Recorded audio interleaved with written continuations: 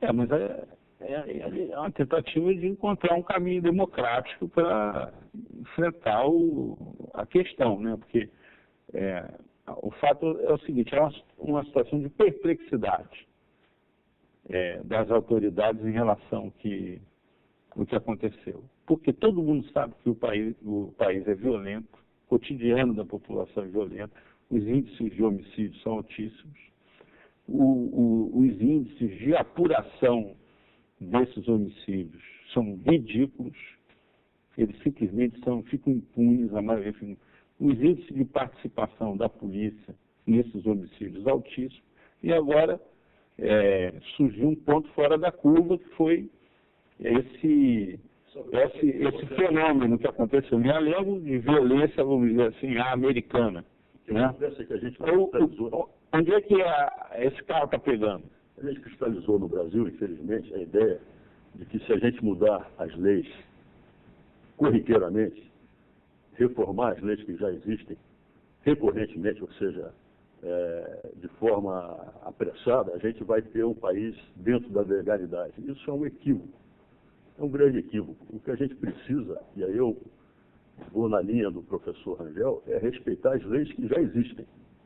Isso é que é legalidade. Legalidade não é você fazer leis a cada semana em função de um episódio extraordinário, como foi esse do Realengo.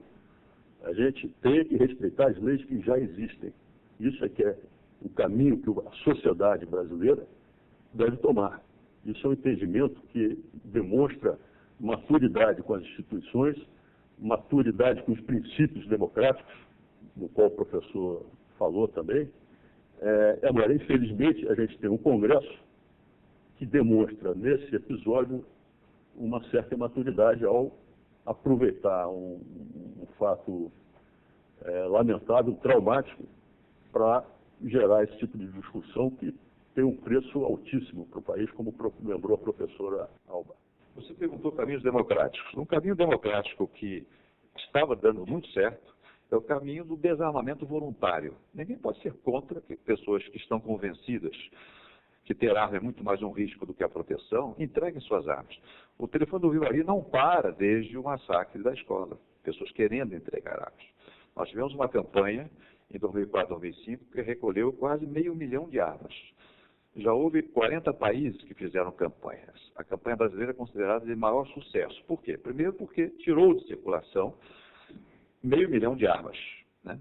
E isso, combinado com a proibição de se andar na rua com armas, esses dois fatores, segundo as estatísticas do Ministério da Justiça e do Ministério da Saúde, reduziu as mortes por arma de fogo no Brasil em 11%. Foram mais de 5 mil vidas salvas. Né? E segundo, porque é uma atitude voluntária, né, que envolve uma decisão soberana da pessoa. Há uma estimativa de que nós temos 17 milhões de armas de pequeno porte em circulação no Brasil. 2 milhões cadastradas pelos órgãos de segurança, pela polícia. E 15 milhões clandestinos. Como avançar aí para recolher essas armas? Pois é, aí que está o grande problema. É um ponto de interrogação. Quer dizer, primeiro, a opinião de vocês, é legítimo o sujeito ter uma arma em casa, não sendo ele um agente público responsável pela segurança pública, ou mesmo um agente privado, mas credenciado para exercer esse papel? O desarmamento, ele já delimitou muito claramente quem pode e quem não pode ter posse de arma. Portanto, isso vem sendo corroborado pelas CPIs, que já aconteceram, CPI das armas, né, e que mostram que no Rio de Janeiro, 81% das armas acauteladas entre 52 e 2003, se não me engano, eram ilegais. Armas que jamais tiveram registro. E esse é o nosso problema. São as armas ilegais. Né? E para isso, as Nações Unidas já teve um debate intensíssimo, já formularam uma série de propostas, né, que nunca foram seguidas no Brasil, apesar da luta que o Viva Rio tem mantido a esse respeito. Por exemplo, o controle o gerenciamento que as Forças Armadas e as polícias deveriam ter, segundo padrões claros e evidentes para todos, sobre seus estoques. Isso não está sendo feito ainda. Não é? A outra coisa, infelizmente, eu acho que até deveriam gastar esses 400 milhões nisso, a identificação dos grupos e pessoas que participam desse comércio ilegal, dessa estocagem ilegal e da posse ilegal de armas. Né? Então, é toda uma política em relação às armas, né, que não vai ser resolvida por uma lei proibindo o comércio ilegal. Tá certo? E isso precisa ser enfrentado urgentemente, porque esse mercado negro, esse mercado ilegal que está armando os bandidos, que está armando os traficantes que fazem guerra entre si, etc., e que aumentam extraordinariamente, né, a taxa de homicídios no Brasil. Nilson, para encerrar esse bloco aí, rapidinho, o que você acha disso?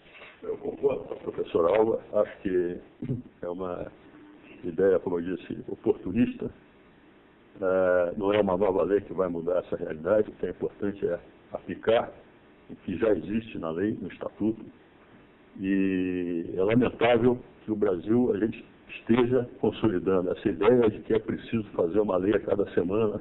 Quando você fala isso porque você foi a favor dessa lei quando ela foi votada no plebiscito? Porque eu acho que é um assunto, eu confesso que eu tenho, nesse particular, eu tenho uma posição um pouco diferente do professor Rangel e da professora Alba, mas me dobro, de certa forma, às estatísticas que eles trouxeram aqui hoje. Mas, em todo caso, eu tive e tenho ainda a impressão de que, na verdade, desarmamento, você, de certa forma, você está tirando do cidadão a capacidade de ter autotutela, não só autodefesa, como autotutela. Tá? E eu falo isso com tranquilidade, porque eu nunca tive arma e não tenho, então eu não sou violente. Eu acho que esse é outro problema no Brasil. As leis que nós estamos produzindo, e aí a gente tem que considerar que esse Congresso que nós temos não tem a qualidade que nós aqui, pelo menos, gostaríamos que tivesse, até porque ele é reflexo da sociedade que nós temos hoje, que ainda é carente de educação e de formação. Mas o que me passa firmemente é que a gente tem produzido cada vez mais leis que, ao invés de cobrar do cidadão a autotutela, de dizer, não, eu sei que o que eu vou fazer, isso é errado, eu não posso fazer, e educar os cidadãos, nós estamos fazendo um país, um arcabouço legal, em que cada vez mais o Estado se arvora em tutelar o cidadão, dizer, isso aqui você não pode, isso aqui é proibido.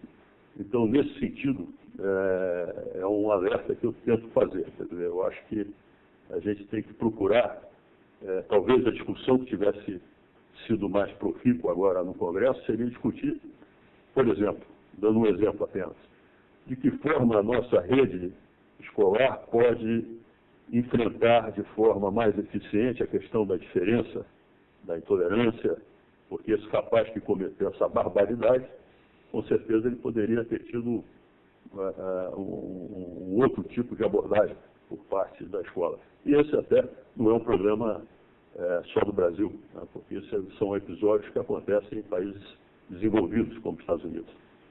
Bom, nós vamos fazer um intervalo, voltamos daqui a pouco com 3-1, discutindo o tema do desarmamento.